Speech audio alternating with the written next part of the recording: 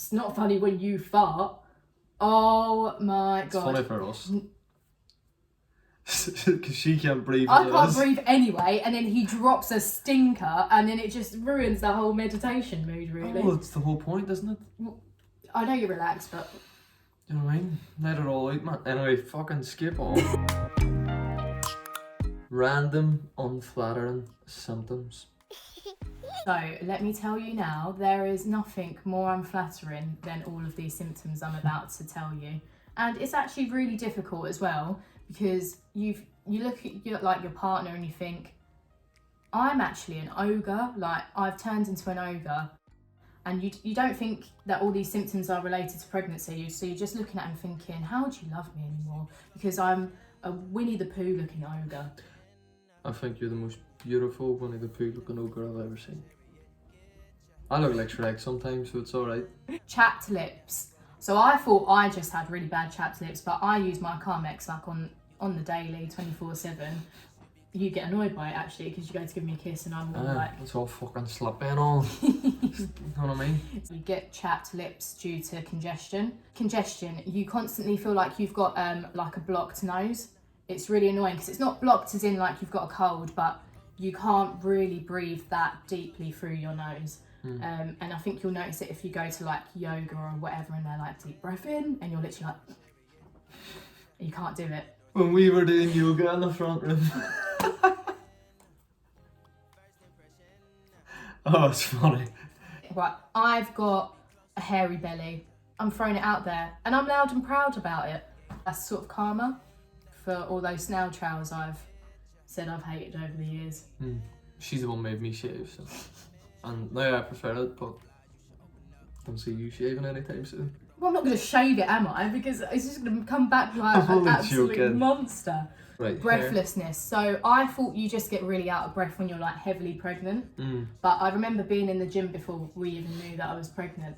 And I literally couldn't, I was getting out of breath from doing everything.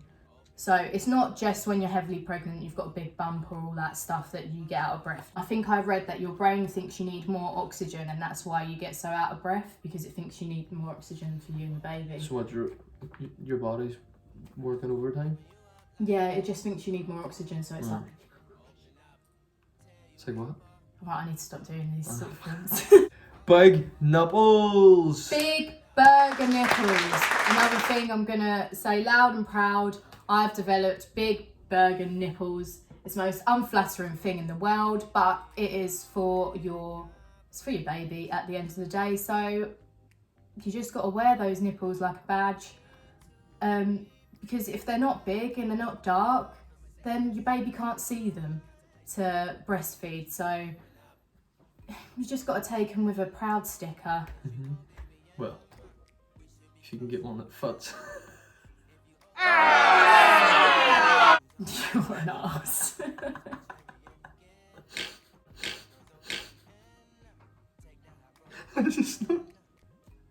To be fair, I think they look great, so. Because the boob to nipple ratio is just, it's all off. I was talking about this to my other pregnant friend. It is. It is. Your boobs have grown. Yeah, and so are my nipples. Listen, girls, it's a normal bodily function. It happens. Well, does it happen to everybody? I think it does, but the extent of it is different for everyone. It's for everyone. But right, seats on public transport. You don't get one, basically. You think you would. Aye. And you just don't. I don't really think there's actually much more to elaborate on that. No. Just, this is more for the people that aren't giving up their seats. If you see someone and they've got a badge saying baby on board and they haven't got a big bump or whatever, that does not mean they do not need a seat. It's not, oh, the bigger the bump, the more they need a seat. Oh, no, no, no. During my first trimester, I needed a seat way more than I need a seat now, because that's when I was having morning sickness, my body temperature was going up and down all the time, and I was just exhausted. So I needed a seat when I didn't have a bump, because there was a lot more going on the inside. So yeah, just be aware of your surroundings, people, because it's goddamn rude. If you are sat in a priority seat, you need to look up from your phone at least every time someone's getting on and off at a stop. Just check your surroundings just to see if there is anyone about. My advice to pregnant women, if no one is looking around, ask. I know you shouldn't have to, but ask. Like if you really need a seat, just say it and you'll get one. And if you don't, then Jesus, then people need to do some serious internal work. But don't be afraid to ask. Yeah. Food and cravings. We haven't mentioned it yet, but well, I don't think we have. But we're both vegan, and we plan on raising the Bubba vegan. So, just so you all know. Craving wise, I haven't really had that many cravings. Nah, a few ice lollies. Ice lollies, always a round trees ice lolly. Do some weird shit with air fresheners. You like air fresheners? You just need everything to smell nice when you're pregnant. You don't need anything to make you feel like nauseous. She's got a nose on her like a dog. She can smell anything and everything. Okay. But in terms of like food, I don't even cook for her anymore unless she asks for something specific. Then I'll make it for her. But I would have cooked. But she's gone off tofu like big time. She can't eat tofu anymore. She can't even smell it. No. So it is hard for me if I want to make her anything. It's hard to get you to actually eat a full like proper meal unless we go out somewhere. Yeah, because I've just been put off of so many things. Like I've always loved my vegetables, but I've completely gone off of leafy greens, chickpeas, beans that aren't baked beans. Like pretty much a lot of healthy stuff I've gone off of, which is really annoying. So yeah, just be wary that your taste buds can completely change and you will end up hating things that you used to love. So you just need to find nutritious things that you like now. Like at the moment it's Marmite. Phil, I know like for me it was hard at the start because whatever she puts in her body, the baby takes. So obviously I want her to be as healthy as possible because I want our baby to be healthy as possible. I want her to be as ready as she can for labour. And I just want the baby. I just want the baby to come out basically with a head start, like already, not that that's even scientifically proven, but just by consuming good nutrients. But that's where you're going to have to just bite your tongue, bite the bullet and accept it. Like there's food she just cannot eat and girls don't force it. Even now she doesn't have morning sickness, but if she forces something down, she's probably going to be sick. 100%. And fellas, we just have to accept it. One thing I think is really good is juicing. She drinks any juice that I made her, she drank. Yeah. And she liked it. And you can keep it down because it just goes straight down because there's no fibre in it, then there's not much digestion happening.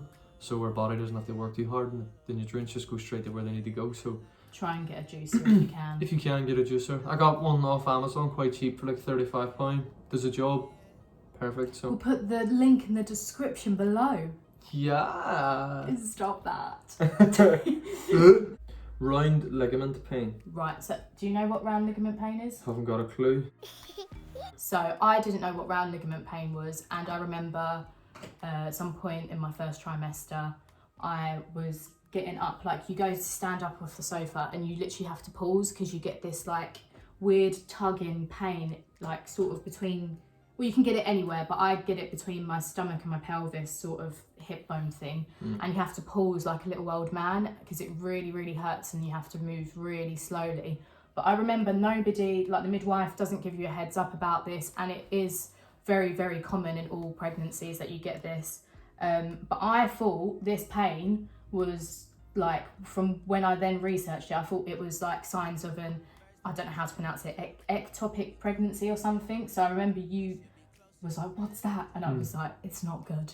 So yeah, I remember having these pains and just thinking that's it, that's the pregnancy done with, like that's not good. But it's because nobody told me that round ligament pains are, they're a big thing, but they are painful. So just be mindful when you're getting up and down off of things like just standing up, or it literally can hit you whenever, but just try not to move really quickly because it literally does feel like your muscles are just gonna go. You're looking at me like I know. And it's tough, they don't get it easy, like honestly. Don't move too quickly when you're going to stand up or sit down. No, definitely not, because I've seen the pain in her face, bless her. Fashion. So, fashion. There is none. Well, no, there is. But it depends on your taste. Like, I'm only 22, so I expected to go on Boohoo Maternity and see all these, like, little saucy numbers, like, still looking, like, fresh, like how I do now. Well, not right now, because I'm dressed like a grandma, because I can't find any clothes. Everything's just either plain or really, really mumsy. And I think this is something I'm going to talk about in a later video.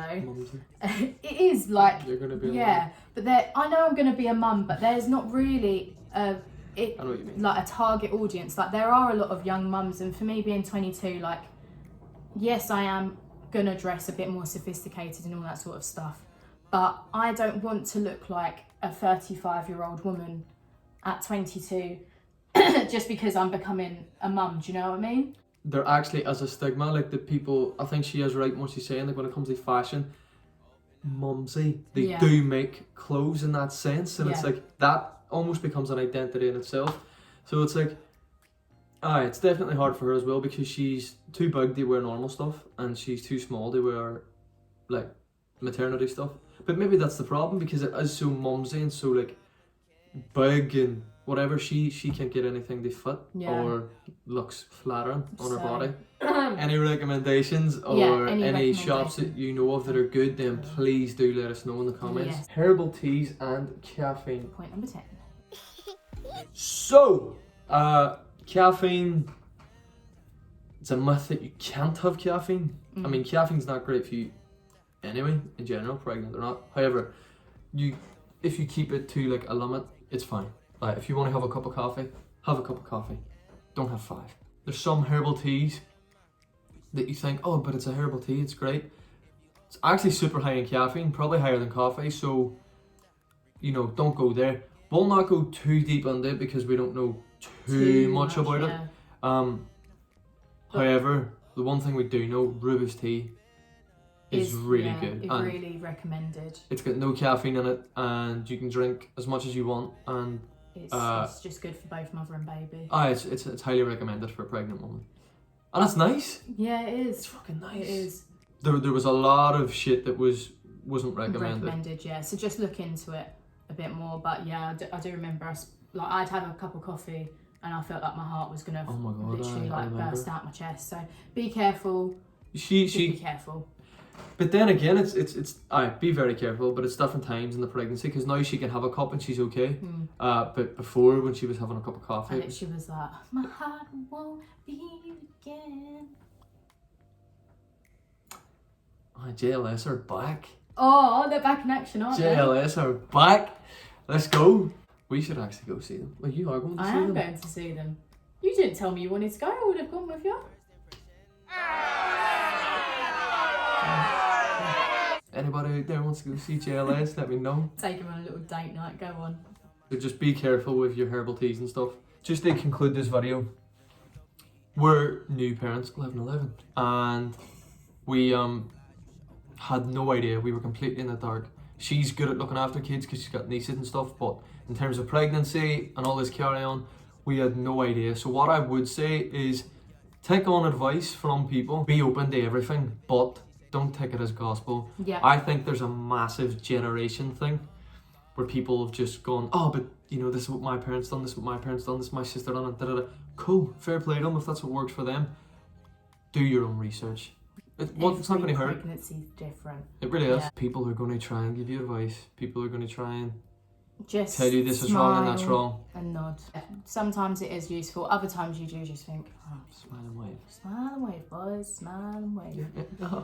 Patricia, smile. And we'll just take you on this journey. We'll try and just be as open as we can about all the nasty details as well, because you'll need to know them. Basically, we're just going to try and document our little journey, and if you want to jump on board, then please do. If you have any advice for us or any of your own experience that you think might help us, then let us know. Yeah. We might take it on, we might not, but we really appreciate it. So, do us a favour, man, hit the subscribe button, give the video a like if you think it could help. And just have an amazing day. Yeah, that's all from us too. Definitely. The Brady bunch coming at you with the welcome intro. This is our firstborn. Yeah. Peace and blessings. Mwah.